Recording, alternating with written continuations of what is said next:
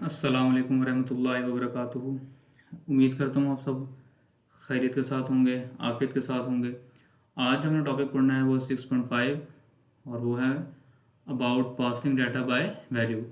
इसका तस्करा मैं पिछले टॉपिक में भी कर चुका हूँ कि फंक्शन को जब हम आर्गूमेंट पास करते हैं तो जो आर्गूमेंट पास होता है वो दो तरीक़ों से पास होता है। ठीक है, पास बाय वैल्यू या pass by reference. Pass by reference हम आगे पढ़ेंगे।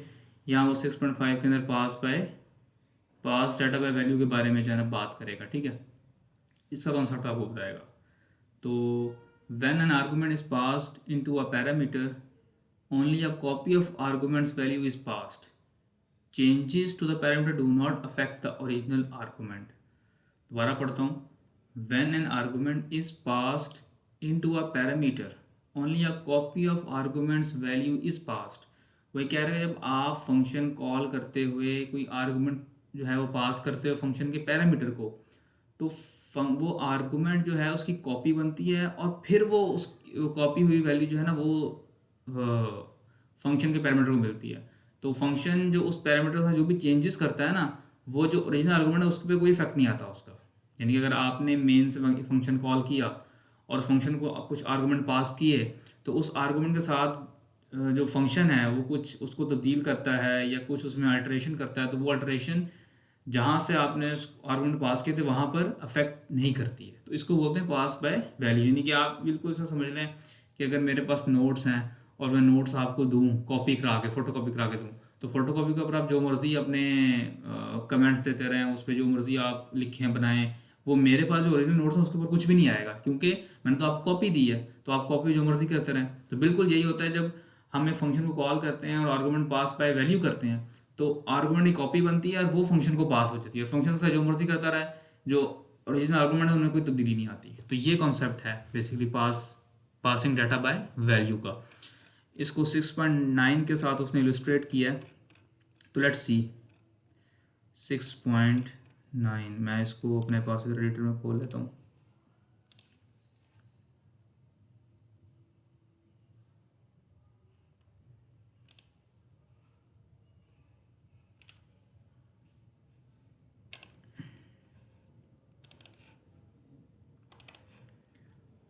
तो ये देखें, हमारे पास एक फंक्शन है, ये फंक्शन की प्रोटोटाइप है। और आपको पता है कि फंक्शन की प्रोटोटाइप के अंदर नहीं, वो फंक्शन की प्रोटोटाइप फंक्शन की हेडर की तरह ही होती है, खाली उसके आखिर में एक सेमीकोलन आ जाता है। और फंक्शन के प्रोटोटाइप के अंदर अगर आप चाहें तो पैरामीटर का नाम मेंशन कर दें, चाहें तो स्किप कर दें, इट्स अप टू यू। ठीक है, फंक्शन प्रोटोटाइप ठीक हो गया। तो हमारे पास इस प्रोग्राम में दो फंक्शंस हैं, एक चेंज मी और एक मेन का फंक्शन है। तो चेंज मी के फंक्शन में देखते हैं क्या करता है। भाई ये फंक्शन जो है ना, जो उसको वैल्यू पास होती है, इस वैल्यू की जो जो भी इस वैल्यू के अंदर वैल्यू पास होती है उसको तब्दील करता है, ज़ीरो कर देता है और फिर उसके बाद वो डिस्प्ले करता है। तो बस ये फंक्शन यही करता है। ये एक फंक्शन है जिसका नाम है चेंज मी। इसकी रिटर्न टाइप कुछ भी नहीं है, इसकी रिटर्न टाइप वाइड है। ठीक है, और इसको एक इंटीजर पैरामीटर पास होता है, वो उसकी वैल्यू को ज़ीरो कर देता है और कंसोल पर डिस्प्ले कर देता है। That's it. तो हम देखते हैं अब इसके साथ हम देखेंगे पास बाय वैल्यू के कॉन्सेप्ट को हम पढ़ेंगे, समझेंगे। ज़रा गौर कीजिएगा, तवज्जो कीजिएगा। सबसे पहले हमने एक नंबर जो है वो इधर वेरिएबल डिक्लेयर किया इन टाइप का और उसको इनिशलाइज भी कर दिया। नंबर में पड़ा हुआ है 12। अगली लाइन में हमने उसको डिस्प्ले कर दिया। तो कंसोल पर क्या प्रिंट होगा, मैं इसको चला भी लेता हूँ साथ साथ, तो आपको जो है ना वो समझ भी आ जाएगी आउटपुट देख के। तो नंबर में and number is equals to 12। ठीक है, तो नंबर में 12 आ गया। तो सबसे पहले जब ये लाइन 14 चलेगी तो क्या लिखाएगा, नंबर इज़ 12 लिखा आ गया। आगे आप क्या कर रहे हो, फंक्शन को कॉल कर रहे हो। कौन से फंक्शन को, चेंज मी को कॉल कर रहे हो। और आप फंक्शन को कॉल कर रहे हो तो, और इसको पैरामीटर पास कर रहे हो एक इंटीजर। ठीक है, ये जो नंबर आपने ऊपर डिक्लेयर किया था यही पास कर रहे हो और पास बाय वैल्यू कर रहे हो। तो होगा क्या, इस नंबर की कॉपी बनेगी। ठीक है, यानी कि बार नंबर है ना, नंबर, इसकी एक कॉपी बनेगी मेमोरी में और वो कॉपी जो है वो इसको पास हो जाएगी इधर माई वैल्यू के अंदर। इस नंबर की कॉपी बनेगी और वो इधर आ जाएगी, यानी कि 12 की एक कॉपी बनेगी और वो इसको पास हो जाएगी और माई वैल्यू की वैल्यू 12 हो जाएगी। जब फंक्शन कॉल होगा तो कंट्रोल यहाँ सर इधर मूव कर जाएगा लाइन नंबर 31 के ऊपर और एक नंबर इसको पास हुआ है, पास बाय वैल्यू हुआ है, तो ये जो उसकी वैल्यू है नंबर की वो उसकी कॉपी बनेगी और इधर पास हो जाएगी, तो माई वैल्यू की वैल्यू हो जाएगी 12। इधर अगर हमने माई वैल्यू को चेंज कर दिया और माई वैल्यू को इक्वल टू 0 कर दिया, यानी कि इधर हमने 12 पास किया था और इधर हमने इसको 0 कर दिया, तो देखिए हमने इस फंक्शन के अंदर इसकी वैल्यू को 0 किया है, और जब हम डिस्प्ले करेंगे यहाँ पे now the value is my value, तो क्या प्रिंट होगा 0। देखें नाउ द वैल्यू इज 0। अब यहाँ से फंक्शन खत्म हो गया, तो फंक्शन टर्मिनेट हुआ, तो कंट्रोल वापस कहाँ आएगा जी, रिटर्न एड्रेस के ऊपर, कहाँ, इधर लाइन 21 के ऊपर। Now back in main again the value of number is, हाँ जी, अब यहाँ क्या प्रिंट होगा जी, हाँ यहाँ पे प्रिंट होगा 12, जो यहाँ पे इसकी ओरिजिनल वैल्यू थी। ठीक है, तो आपने देखा हमने यहाँ पर फंक्शन को एक पैरामीटर पास किया और पास बाय वैल्यू किया, तो इसकी इसकी एक कॉपी बनी, उसको पास हुई, और इस कॉपी के साथ जो इसको यहाँ पे माई वैल्यू में जिसको कॉपी मिली नंबर की, इस फंक्शन ने उसको 0 किया, लेकिन देखा आपने कि जो इस फंक्शन में जब हमने इसको 0 किया तो इसका इफेक्ट खाली इस फंक्शन तक ही रहा, यहाँ मेन में नहीं आया, यानी कि जहाँ पे ओरिजिनल आर्गूमेंट्स हमने पास किए वहाँ पर कोई इफेक्ट नहीं आया। तो जब भी हम पास बाय वैल्यू करते हैं तो जो ओरिजिनल आर्गूमेंट होता है उस पर कोई इफेक्ट नहीं पड़ता, फंक्शन चाहे उस आर्गूमेंट का जो मर्जी करता रहे, उसको 0 करे जो मर्जी करे, लेकिन उसका इफेक्ट हमारे पास जो ओरिजिनल पैरामीटर हमने पास किया वहाँ पे नहीं आता। तो इसी को बोलते हैं पास बाय वैल्यू, ये फिनोमेना है। और इसकी मिसाल ऐसे ही है, जैसे मैंने आपको बताया कि मेरे पास अगर नोट्स हैं और मैं आपको फोटो कॉपी करा के दे दूँ, जब मैं आपको फोटो कॉपी करा के दे दूँ तो आप उस पर जो मर्जी करते रहें, उस पर लाइनें लगाएं, लकीरें लगाएं, उस पर कुछ अपने कमेंट्स लिखें, जो मर्जी करें उसके साथ, उस कागज़ पर जो भी आप करेंगे उसका इफेक्ट मेरी कॉपी के ऊपर, मेरे पास नहीं, जो ओरिजिनल मेरे पास नोट्स पड़े उन पे नहीं आएगा, क्योंकि हम दोनों कॉपी अलग अलग है ना। बिल्कुल इस तरह जब आपने इधर नंबर को पास किया, पास बाय वैल्यू, तो इस नंबर की कॉपी बनी, यानी कि एक और कॉपी बनी है, वो इसको पास हो गई यहाँ पर। ठीक है, तो इसके पास अलग डाटा, दोनों के पास बेशक सेम है डाटा, इधर भी नंबर का 12 है, इधर भी माई वैल्यू 12 है, लेकिन इन दोनों के मेमोरी एड्रेसेस डिफरेंट है। इन दोनों के जो मेमोरी इनको मिल हुई थी ना, वो डिफरेंट मेमोरी है, बेशक दोनों में वैल्यू एक ही पड़ी हुई है, लेकिन मेमोरी डिफरेंट है, इसलिए इस मेमोरी में जो मर्जी करता रहे इसका इफेक्ट यहाँ पर नहीं आएगा। दोबारा सुनिए, जब हमने नंबर को बाय वैल्यू पास किया तो बेशक इस नंबर की वैल्यू और इस माई वैल्यू की वैल्यू सेम है, लेकिन इनके एड्रेसेस डिफरेंट है, मतलब ये एक डिफरेंट एड्रेस पे मेमोरी में पड़ा हुआ है, ये एक डिफरेंट एड्रेस में मेमोरी में पड़ा हुआ है। तो इस एड्रेस पे आप जो मर्जी चेंज करें यहाँ पर कोई इफेक्ट नहीं आएगा, क्योंकि एड्रेसेस डिफरेंट है, दोनों की कॉपी डिफरेंट है। ठीक हो गया, उम्मीद करता हूँ कि बात आपको समझ आ गई होगी। Let's move forward. ये तो छोटा सा टॉपिक ही है, तो इसने बात की कि ओरिजिनल मेमोरी ये है, देखे ना जो पास की थी आपने, और कॉपी हुई मेमोरी ये है, तो इस मेमोरी में आप जो मर्जी करते हैं इधर कोई इफेक्ट नहीं आएगा। तो अब आगे हम सीखेंगे कि फंक्शन को हम पास बाय रेफरेंस कैसे करते हैं, वो हम आगे पढ़ेंगे। तो ये टॉपिक हमारा यहीं पे ख़त्म हो गया।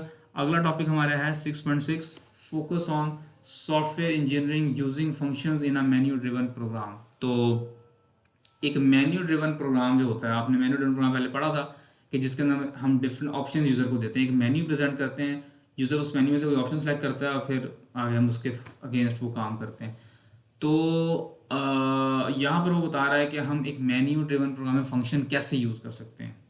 Functions are ideal for use in menu driven program when the user selects an item from a menu the program can call the appropriate function. तो देखें बड़ा आसान है, बड़ा आइडियल सिचुएशन है। देखें हमारे पास डिफरेंट मेन्यू है, मतलब हमने जो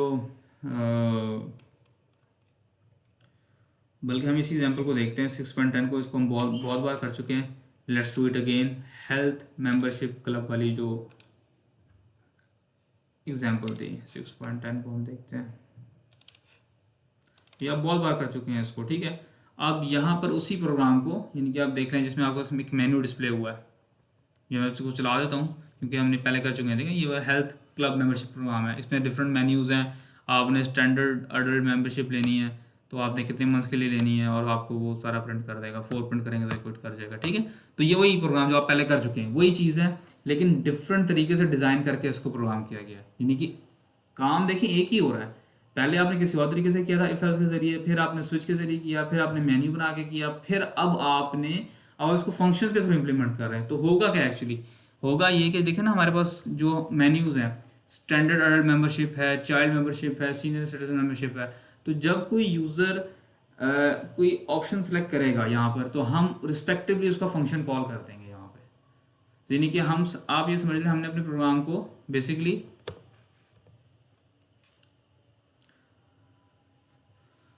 सब मॉड्यूल्स में डिवाइड कर दिया, ठीक है। तो जितने मेन्यूज थे उतने फंक्शंस हम बना लेंगे। इन केस में देखने से यहाँ पे क्या किया है, तो बेसिकली यहाँ पे इसने क्या किया है, यहाँ पर इसने दो फंक्शंस बनाए हैं।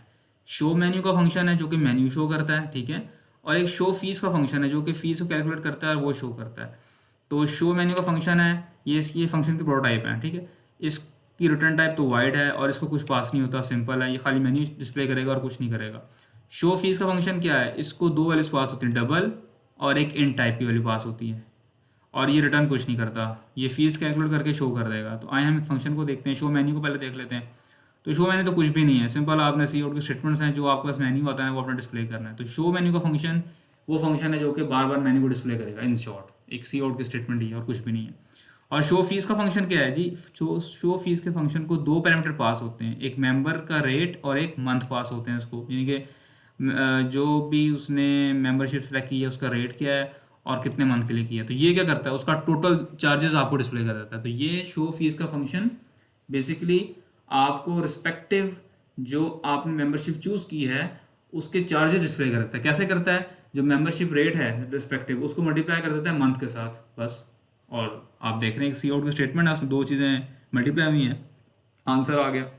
Let's move towards the main function और देखते हैं इसने कैसे इसको किया। तो वही चीज़ है, चॉइस वेरिएबल, इसमें चॉइस लेगा, मंथ्स में मंथ्स लेगा। ये हमारे पास नेम कॉन्स्टेंट्स हैं फॉर डिफरेंट मेन्यू सिलेक्शन, और ये हमारे पास डिफरेंट रेट्स हैं, ठीक है। और ये फिक्स का मतलब है कि फिक्स पॉइंट रोटेशन में शो होगा, शो पॉइंट का मतलब है कि ट्रेलिंग जीरोस भी शो होंगे, सेट पोजीशन का मतलब है कि यहाँ पर पॉइंट पर दो डिजिट्स तक शो करेगा ये शो मेन्यू। देखें सबसे पहले हमने क्या कॉल किया, वही फंक्शन कॉल किया शो मेन्यू का। तो शो मेन्यू क्या करेगा, मेन्यू डिस्प्ले कर देगा। तो यहाँ लाइन ऑफ 33 के ऊपर फंक्शन कॉल है ना, तो यहाँ से कंट्रोल कहाँ जंप कर जाएगा, यहाँ से कंट्रोल जंप कर जाएगा इधर लाइन 71 के ऊपर, और ये लाइन एग्जीक्यूट होगी सी आउट की, ये सब कुछ स्क्रीन में प्रिंट होगा और वापस फंक्शन वापस कंट्रोल यहाँ पर आ जाएगा। और फिर यूज़र से चॉइस लेगा, सीन चॉइस। अब हाँ जी, अब सेलेक्ट करो तुमने क्या सेलेक्ट करना है। अब यूज़र जो भी सिलेक्ट करेगा, अगर तो वो कोई वैलिड चॉइस नहीं है, वही वैलिडेशन आ गई ना, आपको याद है हमने वाइल लूप के जरिए इनपुट वैलिडेशन की थी। तो ये वही है कि शो मेन्यू करने के बाद देखें अब हमने अपने कोड को डिवाइड कर दिया, हमने मेन्यू शो किया, इनपुट ली, उसके बाद इनपुट वैलिडेशन हमने की। हम चेक कर रहे हैं कि भाई ये जो इनपुट उसने यूज़र ने की है वो आया करेक्ट है कि नहीं है। अगर तो करेक्ट नहीं है तो हम उसे मांगते रहेंगे भाई सही इनपुट करो। जब तक यूज़र सही इनपुट नहीं करेगा ये लूप टर्मिनेट नहीं करेगा। जैसे ही यूज़र सही इनपुट कर देगा लूप टर्मिनेट कर जाएगा, कंट्रोल बाहर आएगा। अब यहाँ पे इफ़ लगी हुई है, अगर चॉइस जो है वो क्विट चॉइस नहीं है, अगर यूज़र ने क्विट नहीं किया तो हमने क्या करना है, तो हमने कुछ काम करना है। अगर यूज़र ने क्विट को जो है वो चूज़ कर लिया है तो क्या होगा, कंट्रोल यहाँ से ये वाइल की बॉडी पे चला जाएगा। डू वाइल लूप लगा हुआ ना, तो वाइल की इधर वाइल कंडीशन भी आ जाएगा, तो यहाँ भी कंडीशन फॉल्स हो जाएगी क्योंकि इफ़ की कंडीशन और ये कंडीशन सेम है ना। तो अगर कंडीशन यहाँ फॉल्स होगी तो यहाँ भी फॉल्स होगी, इसका मतलब लूप टर्मिनेट हो जाएगा और ख़त्म हो जाएगा। यानी कि यूज़र ने 4 प्रेस कर दिया शुरू में ही तो कुछ भी नहीं होगा, प्रोग्राम टर्मिनेट हो जाएगा। और अगर यूज़र ने क्विट चॉइस जो है वो सिलेक्ट नहीं की, 4 प्रेस नहीं किया, तो अब क्या होगा, हम उससे पूछेंगे भाई कितने मंथ के लिए तुमने मेंबरशिप लेनी है, ठीक है। वो यहाँ पे इनपुट लगेगी और फिर उसको हमने स्विच लगा दिया, ठीक है। और जो भी उसने चॉइस दी थी ऊपर क्विट के अलावा, तो उसके अगेंस्ट हमने केस लिख दिया। अडल्ट चॉइस है तो उसके लिए केस है, चाइल्ड चॉइस है तो उसके लिए केस है, सीनियर चॉइस है उसके लिए केस है। अडल्ट चॉइस में हम अडल्ट का रेट पास कर देंगे ना, शो फीस का, यहाँ पे हम शो फीस का फंक्शन कॉल कर रहे हैं। जोन सी भी वो चॉइस सेलेक्ट करेगा, जोन सा भी केस एग्जीक्यूट होगा, उसमें हर केस में एक ही फंक्शन कॉल हो रहा है, कौन सा, शो फीस का फंक्शन कॉल हो रहा है, जो कि फीस कैलकुलेट करके शो कर देता है। तो चूंकि अगर अडल्ट के केस में से हमने शो फीस का फंक्शन कॉल करना है तो उसको दो पैरामीटर पास होते हैं, एक डबल और एक मंथ। तो यहाँ पे हम जो पहला पैरामीटर है वो बेसिकली रेट होता है। तो यहाँ पे चूंकि अडल्ट का केस है तो हम अडल्ट का रेट पास करेंगे और कॉमा मंथ का पास करेंगे। तो ये पास कैसे होंगे, पास बाय वैल्यू, यानी कि अडल्ट की कॉपी बनेगी, मंथ की कॉपी बनेगी और इधर शो फीस को पास हो जाएगी यहाँ पर, और यहाँ पे उन दोनों को मल्टीप्लाई करेगा और डिस्प्ले कर देगा, ठीक हो गया। इसी तरह इसने चाइल्ड चॉइस में भी यही काम किया है और सीनियर चॉइस में भी यही काम किया है। तो आप देखें बेसिकली जो एक ही प्रोग्राम था, पहले आपने इसको खाली एक मेन में लिखा था, फिर हमने इसको जो है लूप के ज़रिए इंप्लीमेंट किया था। पहले तो हमने इफ एल्स के ज़रिए, फिर हमने लूप के ज़रिए इंप्लीमेंट किया, फिर हमने जो है इनपुट वैलिडेशन भी इसमें लगा दिया, हमने इनपुट वैलिडेशन पढ़ ली, फिर हमने फंक्शंस पढ़ ली, तो हमने फंक्शंस लगा दिया। देखें फंक्शन से काम कितना ज़्यादा जो है वो शॉर्ट हो गया और कितना डिस्क्रिप्टिव हो गया कि हम सबसे पहले मेन्यू शो करेंगे, ठीक है। उसके बाद क्या करेंगे, हम देखेंगे उसने इनपुट वैलिड इनपुट दी कि नहीं दी। अगर इनपुट वैलिड नहीं दी तो हम उससे इनपुट वैलिड मांगते रहेंगे। जैसे वो वैलिड इनपुट देगा तो हम यहाँ पर जो भी उसने चॉइस सेलेक्ट की है, अगर उसने क्विट नहीं किया तो फिर जो भी जो भी उसने चॉइस सेलेक्ट की है उसके अगेंस्ट हम उसे मंथ पूछेंगे और then we use a switch statement. तो इफ़ भी यूज़ हो रहा है, स्विच भी यूज़ हो रही है, वाइल भी यूज़ हो रहा है, डू वाइल भी यूज़ हो रहा है, सब चीज़ें यूज़ हो रही हैं तकरीबन। तो इस स्विच के ज़रिए हमने रिस्पेक्टिव केस को जो है वो सेलेक्ट किया और वहाँ पे हमने फंक्शन कॉल कर दिया फीस का, जो कि फ़ीस कैलकुलेट करता है और डिस्प्ले करता है, ठीक है।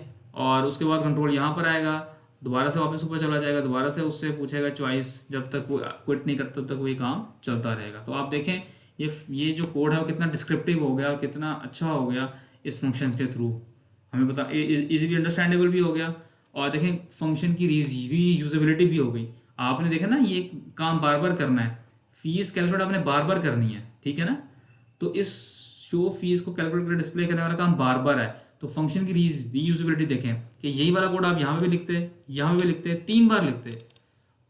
और फंक्शन लिखने से क्या फ़ायदा हुआ है ना, ये जो फीस कैलकुलेट करने वाला काम है ये आपको तीनों केसेस में करना पड़ना था, इधर भी करना पड़ना था, इधर भी, इधर भी। तो फंक्शन लिखने से क्या हुआ कि कोड आपने एक बार लिखा, फीस कैलकुलेट करने का कोड आपने एक बार लिखा और उसको यूज़ 3 मरतबा कर लिया। तो ये फंक्शन की रीयूजेबिलिटी है। तो आपको जो शुरू में बताया था ना कि फंक्शन के जो यानी कि फंक्शन जो हम बनाते हैं उससे फ़ायदा क्या होता है, तो पहला फ़ायदा था कि कोड की रीडेबिलिटी बढ़ जाती है, कोड को अंडरस्टैंड करना आसान हो जाता है। तो आपने देखा कोड अंडरस्टैंड करना हमारे लिए आसान हो गया। दूसरा क्या फ़ायदा होता है कि कोड की रीयूजेबिलिटी बढ़ जाती है, यानी कि आपने एक बार कोड लिख दिया उसको आप बार बार यूज़ कर सकते हो, बार बार आपको कोड लिखने की ज़रूरत नहीं है, वही सेम कोड बार बार लिखने की ज़रूरत नहीं है। आपने एक फंक्शन लिख दिया उसको बार बार आप कॉल कर लें खाली और आपका काम हो जाएगा। जैसे हमने यहाँ पे देखा फीस का फंक्शन 3 बार कॉल हो रहा है, ठीक है। तो उम्मीद करता हूँ कि बात आपको समझ आ गई होगी, ठीक है। Let's move forward. तो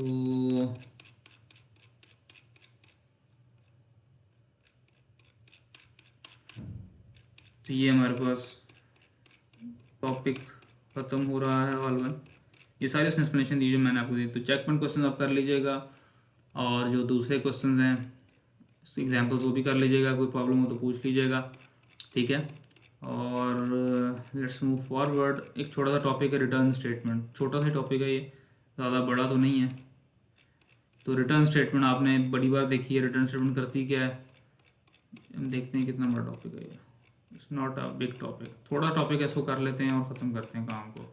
आज की क्लास हम 3 टॉपिक कर लेते हैं, कोई बात नहीं। तो रिटर्न स्टेटमेंट क्या है आपने देखी होगी, आपने बहुत बार देखा है जी, रिटर्न ज़ीरो मेन में तो बहुत बार देखा है। अब वो आपको रिटर्न के बारे में बताएगा। द रिटर्न कीवर्ड है, आप लिखोगे तो ब्लू हो जाएगा, देखा है आपने, ये ब्लू हुआ है। यहाँ पे उसने ब्लू नहीं किया, यहाँ पे उसने उसको वो सॉर्ट ऑफ पिंक किया हुआ है, 2019 में उसको पिंक कर देता है बैरर। तो रिटर्न इज अ कीवर्ड है। तो return statement causes a function to end immediately. देखें एक फंक्शन के अंदर जहाँ पर भी रिटर्न स्टेटमेंट आ जाएगी, एक फंक्शन में जहाँ पर भी रिटर्न स्टेटमेंट आ जाएगी, फंक्शन वहाँ से फ़ौरन टर्मिनेट कर जाएगा, फ़ौरन। बेशक आपके फंक्शन में 10 लाइनें हैं, तो अगर आपने 10वीं लाइन के बाद 11वीं लाइन में रिटर्न स्टेटमेंट लिखी है तो वो 10 लाइन एग्जीक्यूट होंगी, उसके बाद फंक्शन रिटर्न करेगा, ख़त्म होगा। और अगर आपने अपनी 10 लाइनों में 5वीं लाइन के बाद ही रिटर्न स्टेटमेंट लिख दिया है तो फंक्शन जैसे ही रिटर्न स्टेटमेंट को एग्जीक्यूट करेगा फ़ौरन एग्जिट कर जाएगा और बाकी वाली 5 लाइनें जो हैं वो कभी नहीं चलेंगी, ठीक है। तो जहाँ पर भी फंक्शन के अंदर जिस भी लाइन पर रिटर्न की स्टेटमेंट आ जाए, फंक्शन वहाँ से फ़ौरन टर्मिनेट कर जाता है। और रिटर्न में हम बेसिकली फंक्शन से रिटर्न कराते हैं एक वैल्यू को, कौन सी वैल्यू को, जो उसकी रिटर्न टाइप होती है उस टाइप की वैल्यू को रिटर्न कराते हैं। देखें ना, जैसे ये हमारे पास मेन का फंक्शन है तो इसकी रिटर्न टाइप क्या है, इंट है। तो यहाँ से जो हम रिटर्न कराएंगे ना, इस फंक्शन से रिटर्न करेंगे तो हम एक वैल्यू के साथ रिटर्न करेंगे। किस वैल्यू के साथ, उस वैल्यू के साथ जिस जिस टाइप की वैल्यू ये रिटर्न करता है, ठीक है। जैसे ये इंटीजर रिटर्न करता है ना, तो ये 0 इंटीजर है तो हमने इंटीजर ही रिटर्न करना है, ठीक है। तो ये 6.11 हम देखते हैं बेसिकली, ठीक है। 6.11 जो है वो क्या है कि this program uses a function to perform division, if division by 0 is detected the function returns, ठीक है। तो ये फंक्शन जो है डिवाइड करता है, 2 आर्गुमेंट्स लेता है, उनको डिवाइड करता है और अगर दूसरा आर्गुमेंट 0 होता है तो फिर ये रिटर्न कर देता है कि भाई एरर है। तो लेट्स सी दिस फंक्शन, ये फंक्शन की हेडर, ये फंक्शन की प्रोटोटाइप है, इसको 2 पैरामीटर पास होते हैं, डबल टाइप के हैं और कुछ रिटर्न नहीं करता। ये हमने 2 नंबर डिक्लेयर किए मेन के अंदर और हमने यूज़र पूछा भाई 2 नंबर एंटर करो, मैं डिवाइड करूँगा फर्स्ट को सेकंड के ऊपर। तो हमने 2 नंबर लिए और डिवाइड का फंक्शन कॉल कर दिया, यहाँ से कंट्रोल ट्रांसफर हो जाएगा यहाँ पर। और ये num1 num2 कैसे पास होंगे जी हाँ, पास बाय वैल्यू, यानी कि num1 की कॉपी बनेगी, num2 की कॉपी बनेगी, num1 की कॉपी आर्गुमेंट को साइन हो जाएगी, num2 की कॉपी आर्गुमेंट 2 को साइन हो जाएगी। अब यहाँ पर आगे हमने क्या किया जी, अब यहाँ पर हमने चेक किया if argument double equal to zero, अगर argument double equal to zero है यानी कि दूसरा आर्गुमेंट जिसमें हमें डिवाइड करना है वो जीरो है, तो हम क्या करेंगे, सॉरी, हम ये प्रिंट करेंगे sorry I can not divide by zero. आपको तो पता है कि डिवाइड बाय जीरो तो एग्जिस्ट नहीं करता, तो हम इसको प्रिंट करेंगे sorry I can not divide by zero और फिर रिटर्न कर जाएंगे। तो जैसे ही ये रिटर्न स्टेटमेंट चलेगी तो बेशक इसके बाद ये लाइन नंबर 34 पड़ी हुई है ये नहीं चलेगी, फॉरन फंक्शन यहाँ से खत्म, रिटर्न हो जाएगा। कहाँ रिटर्न हो जाएगा, यहाँ इस लाइन के ऊपर, लाइन 17 के ऊपर, यानी कि जहाँ से वो कॉल हुआ था उससे अगली लाइन पे रिटर्न कर जाएगा। तो और अगर ये अगर वो डिवाइड बाय जीरो नहीं है, मतलब सॉरी अगर सेकंड आर्गुमेंट जीरो नहीं है तो फिर हम उसको डिवाइड कर देंगे। ठीक है, सिंपल इज दैट। तो ये रिटर्न स्टेटमेंट फंक्शन से टर्मिनेट कर जाती है, फंक्शन को फॉर्म टर्मिनेट कर देती है इररिस्पेक्टिव ऑफ उसके आगे स्टेटमेंट हैं कि नहीं है। ठीक है, तो ये उम्मीद करता हूँ आपको बात समझ आ गई होगी। ठीक है, इंशाल्लाह नेक्स्ट जो हमारी क्लास होगी उसके अंदर हम 6.8 को जो है पढ़ेंगे। तो आपको प्रॉब्लम होती है, कुछ समझ नहीं आती तो पूछ लीजिए। इंशाल्लाह अगली क्लास में मुलाकात होती है। अस्सलाम वालेकुम वरहमतुल्लाहि वबरकातुहू।